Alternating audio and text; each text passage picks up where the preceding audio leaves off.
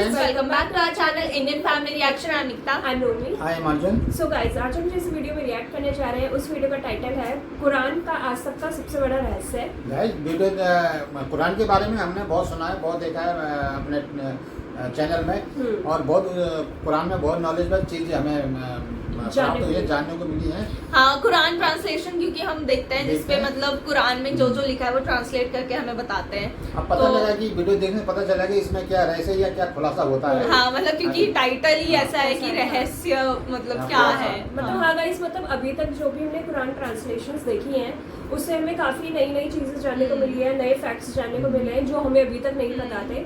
तो देखते हैं इस वीडियो में ऐसा कौन सा खुलासा या रहस्य हमें जानने को मिलेगा। एंड हमने बहुत सारी ऐसी मतलब अभी हमने वीडियो भी देखी थी हजरत मूसा वाली, मतलब जो पहले से ही लिख दी गई थी एंड वो चीज फिर हुई फिरौन की लाश भी मिली थी, मतलब सच्चाई लिखी गई है उसमें। अब देखते हैं क्या क्या और रहस्य है जो हमें नहीं पता, वीडियो देख के ही पता चलेगा। सो एंड तक बने रहिएगा हमारी वीडियो में। अगर आपको वीडियो पसंद आए तो लाइक शेयर कमेंट जरूर करना, चैनल को सब्सक्राइब करना बिल्कुल मत भूलना। सो बिना किसी देरी के लेट्स स्टार्ट द वीडियो।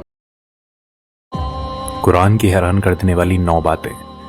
जब से इस पृथ्वी पर इंसानियत की सुबह हुई है, हम इस पृथ्वी पर अपने वजूद की तलाश कर रहे हैं और इस कोशिश में हम विज्ञान, धर्म और पवित्र ग्रंथों की तरफ देखते हैं। कुरान इस्लाम धर्म के अनुयायियों की सबसे बड़ी किताब है। आज की इस वीडियो में हम आपको कुरान के कुछ ऐसे ही रहस्य बताने जा रहे हैं जो आपको हिला के रख देंगे। स्वागत है आप सभी का the mystical and YouTube channel पर एक बार फिर से।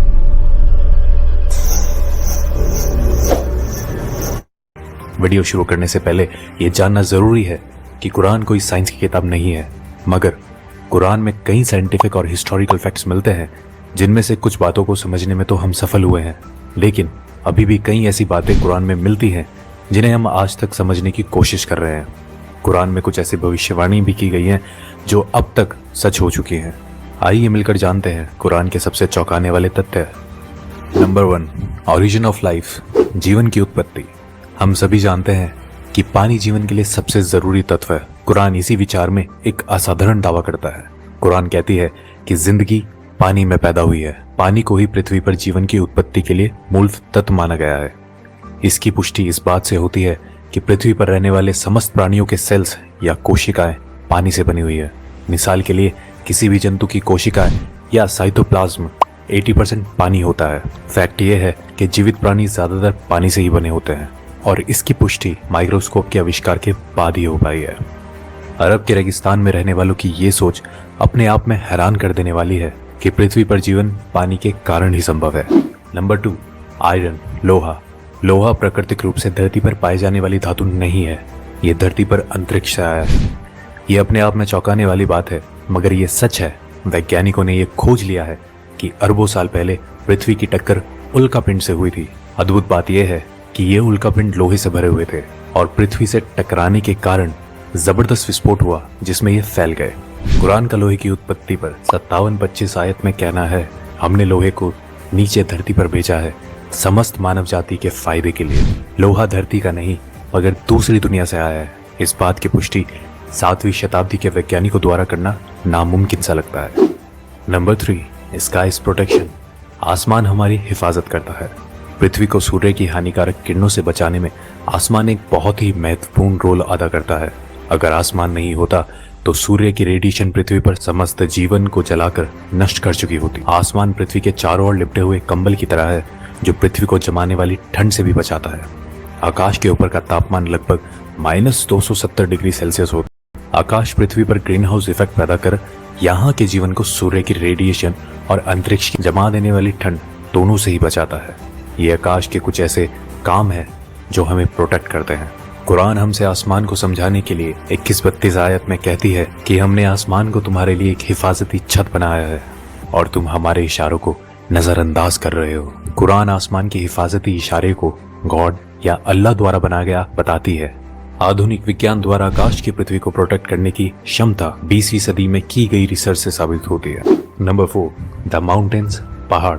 कुरान हमारा ध्यान पहाड़ों के बारे में एक बहुत ही खास पहलू की ओर खींचती है। क्या हमने दुनिया को आराम करने वाली जगह नहीं बनाया और पहाड़ों को धरती का कोटा नहीं बनाया? कुरान हमें बताती है कि पहाड़ों की जड़ें धरती में बहुत गहरी हैं और असल में भी ऐसा ही है। पहाड़ धरती में काफी गहरे तक गड़े हुए होते हैं। इसकी पुष्टि जियोफिजिस्ट फ्रैंक प्रेस द्वारा लिखी गई किताब अर्थ में उन्होंने लिखा है कि पहाड़ असल में खोटे की तरह होते हैं और धरती के काफी नीचे तक दबे हुए होते हैं। माउंट एवरेस्ट, जिसकी ऊंचाई धरती की सतह से लगभग 9 किलोमीटर ऊपर है, उसकी धरती के नीचे की गहराई 125 किलोमीटर के करीब है और इसका पता लगाना 20वीं सदी की शुरुआत में प्लेट टेक्टोनिक्स टेक्निक के आविष्कार के बाद ही संभव हो पाया है। नंबर 5, एक्सपेंडिंग द यूनिवर्स, ब्रह्मांड का विस्तार। जब खगोलीय विज्ञान अपनी शुरुआती दौर में थे, कुरान में ब्रह्मांड के फैलने का बयान किया गया। कुरान में 51-47 आयत में कहा गया है कि ब्रह्मांड को हमने ही अपनी सृजनात्मक शक्तियों से बनाया है और इसको हम बढ़ाते रहेंगे। ये तथ्य कि ब्रह्मांड निरंतर बढ़ रहा है, ये रहस्य हम पिछली सदी में ही जान पाए हैं। जाने माने फिजिस्ट स्टीफन हॉकिंस अपनी किताब a brief history of time में लिख गए हैं कि ब्रह्मांड को बढ़ाने की खोज 20वीं सदी की सबसे बड़ी बौद्धिक क्रांतियों में से एक है। चौंकाने वाली बात यह है कि कुरान में इस बात का जिक्र टेलीस्कोप की खोज से पहले ही हो चुका था। नंबर 6, सन्स ऑर्बिट, सूरज की कक्षा। 1512 में खगोलीय विज्ञानी निकोलस कॉपरनिकस ने सूर्य के बारे में अपनी राय पेश की। उनके मुताबिक सूर्यमंडल में सूर्य अपने कक्ष में स्थिर रहता है और बाकी के ग्रह उसके इर्द गिर्द चक्कर लगाते हैं। ये नजरिया कि सूर्य स्थिर है 20वीं सदी तक तमाम खगोल वैज्ञानिकों में कायम था, लेकिन अब ये स्पष्ट रूप से एक वैज्ञानिक तथ्य है कि सूर्य स्थिर नहीं है, बल्कि वो हमारे मिल्की वे गैलेक्सी में मध्य में घूमता रहता है। कुरान में इस बात का जिक्र 21-33 आयत में आता है। वो जिसने रात दिन चांद सूरज बनाए वो अल्लाह ही है और ये चांद सितारे सब अपने ही कक्ष में तैरते रहते हैं।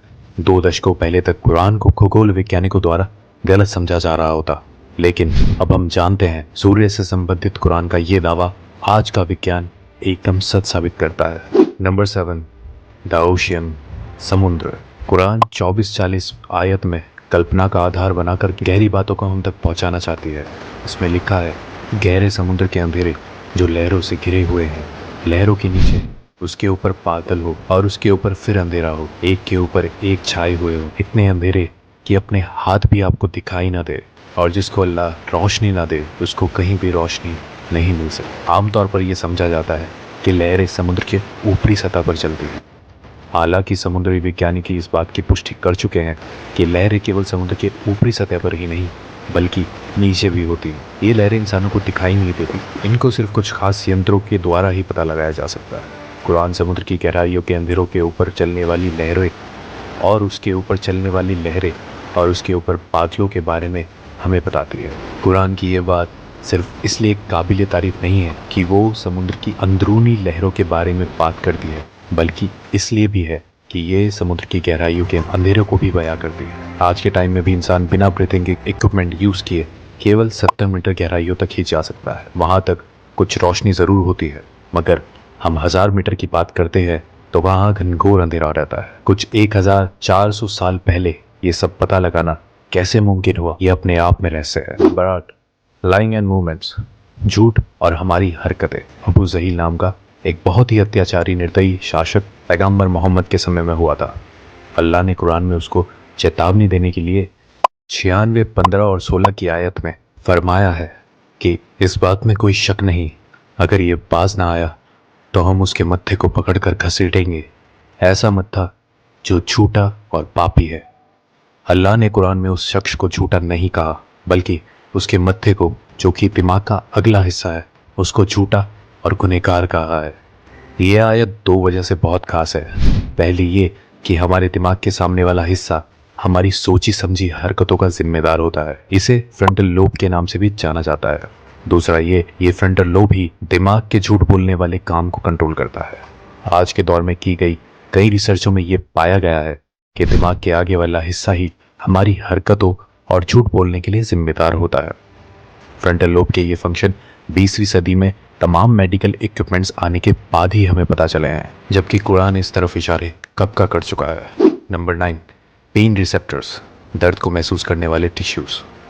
काफ़ी लंबे समय तक यही समझा जाता रहा है कि महसूस करना और दर्द का अंदाज़ा करने वाले टिश्यूज दिमाग में होते हैं। हालांकि ये बाद में खोजा गया कि दर्द को महसूस करने वाले टिश्यूज दिमाग में नहीं, हमारी खाल पर ही मौजूद होते हैं और इनके बिना दर्द को महसूस नहीं किया जा सकता। इससे संबंधित कुरान की 456 आयत को गौर से देखें तो उसमें लिखा है, जिन लोगों ने हमारे खुलासों को झूठ समझा है हम उन्हें आग में झुलसाएंगे। जब उनकी खाल जल जाएगी हम उन्हें उसके बदले नई खाल देंगे ताकि वो दर्द को निरंतर महसूस करते रहें। बेशक अल्लाह सर्वशक्तिमानी भी है और बुद्धिमान भी। कुरान ने इस बात को कई सौ साल पहले ही स्पष्ट कर दिया था कि दर्द को महसूस करने वाले टिश्यूज स्किन में ही होते हैं, ना कि दिमाग में। ये खोज हाल ही में जीव विज्ञान में किए जाने वाली कई खोजों में से एक है। तो दोस्तों, ये थी कुरान में पाई जाने वाली कुछ शॉकिंग फैक्ट्स। ऐसे ही इंटरेस्टिंग वीडियो को लेकर हम समय समय पर आते रहते हैं। जुड़े रहें हमारे साथ, सब्सक्राइब करें the mystical and YouTube channel को। आज के लिए इतना ही, अब हमें इजाज़त दीजिए। गाइस, वीडियो देखने से हमें ये पता लगा कि कुरान में जो रहस्य दिखाए गए हैं वो जो आज का जो हमारे वैज्ञानिक युग है, ये जैसे साइंटिस्ट है, इसमें कुरान में पहले ये चीज लिखी गई थी। अब साइंटिस्ट ये साइंटिस्ट तो बाद में आई, जिन्होंने पहले इसका वर्णन किया गया है। मतलब कुरान में पहले ही बता दी गई है, कुरान में वो चीजें पहले से ही मेंशन जैसे पानी है, पानी से बना है, ह्यूमन बॉडी पानी से बनी है। ये सब जो वैज्ञानिक इसकी खोज अब की, ये पहले ही कुरान में पहले लिखी गई ये चीज लिखी गई थी। हाँ, ये काफी देखने को मिला। एंड ये पहला ही पॉइंट था जो हमने अभी मेंशन किया, मतलब ये वाटर वाला। एंड ऐसे इतने सारे मतलब रहस्य हैं जो इन्होंने वीडियो में बताए थे। 9 ऐसे रहस्य थे जो उन्होंने बताए थे, जैसे आकाश हो गया, धरती हो गई, पानी हो गया, सूरज का अपने उसमें मतलब पहले ये था कि वो स्टेबल है अपनी प्लेस में, फिर ये था कि नहीं वो वहाँ पे स्टेबल नहीं है, वो राउंड चक्कर मार रहा है। आकाश को दिखा कि हमारे ऊपर छत है।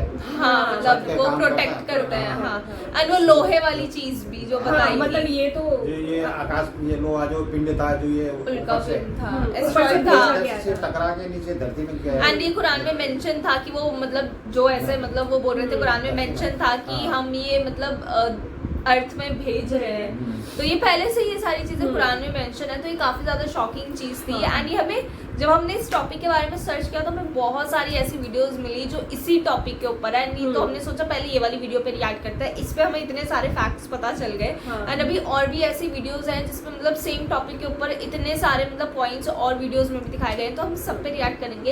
एंड ये ऐसे 9 पॉइंट थे जो जिनको जानकर हम भी थोड़ा हैरान हुए कि ये सारी चीजें लिखी गई है कुरान में। मतलब पहले से ही मेंशन है। हाँ, कुछ चीजें तो हमें भी नहीं पता थी, बट ये वो झूठ बोलने वाला एक जो था कि जब झूठ बोलते हैं तो एक ब्रेन मतलब जो लेफ्ट साइड वाला बोलता है, राइट साइड वाला बोलता है, वो भी मेंशन था।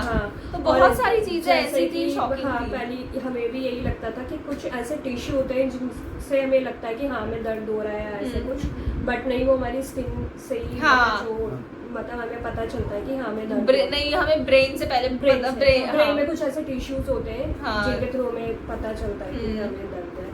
हाँ, बट ऐसी कई चीजें जो हमें इस वीडियो में देख के पता चला।